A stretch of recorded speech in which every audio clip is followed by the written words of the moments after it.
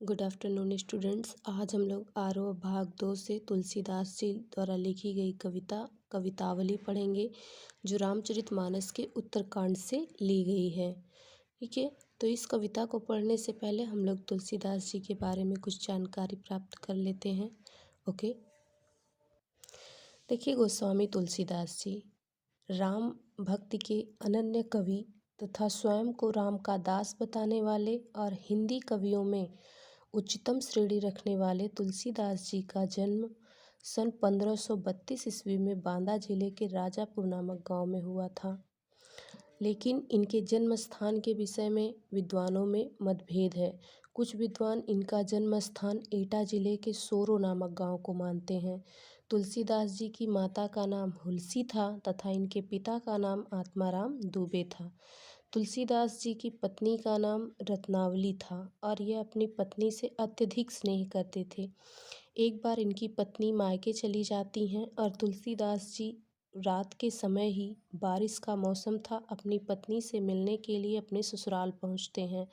तो जब उनकी पत्नी इनको इस अवस्था में देखती हैं तो उनकी पत्नी तुलसीदास को फटकार लगाती हैं और पत्नी के द्वारा फटकार लगाए जाने से तुलसीदास जी का मन पत्नी से विरक्त होकर भगवान की भक्ति में लग जाता है और वह राम की भक्ति करने लगते हैं। इनके गुरु का नाम बाबा नरहरिदास था। बाबा नरहरिदास की संगत में रहकर इन्होंने भगवान श्री रामचंद्र जी की भक्ति की और इनकी इस भक्ति के कारण इनको कई नामों से जाना जाने लगा। जो नाभादास थे इनको कलिकाल का वाल्मीकि कहते थे, कलिकाल यानी कलयुग का वाल्मीकि कहते थे, और बुद्धदेव इनको लोकनायक व महात्मा कहते थे। इन्होंने पूर्ण भारत की यात्रा की थी। सन 1623 ईस्वी में इनकी मृत्यु हो गई।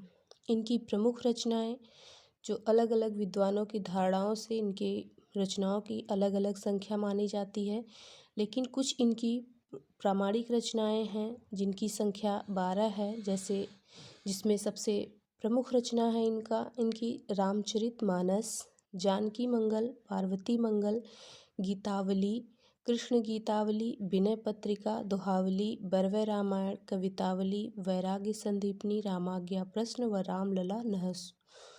इनकी काव्यगत विशेषताएं, इनके काव्य की बहुत बड़ी विशेषता रही है कि इन्होंने वेद वेदांगों का अध्ययन करने वाले शास्त्र पारंगत मनीषियों में से एक थे। कवि से पहले वह राम के अनन्य भक्त थे। उन्होंने समाज में आदर्शों की स्थापना तथा समन्वय की भावना का स्पष्ट रूप से अपने काव्यों में वर्णन किया है। यह सगुण निर्गुण, ऊंच नीच, ज्ञान व कर्म दर्शन, धर्म व संस्कृति का समन्वय के साथ साथ वैष्णव व शैव भक्तों के समन्वय पर भी उन्होंने बल दिया है। तुलसीदास जी के काव्य में मर्यादा का जो स्थान प्राप्त है वह किसी अन्य कवि के काव्य में नहीं मिलता है। इनकी जो भाषागत विशेषताएं थी, इन्होंने अपनी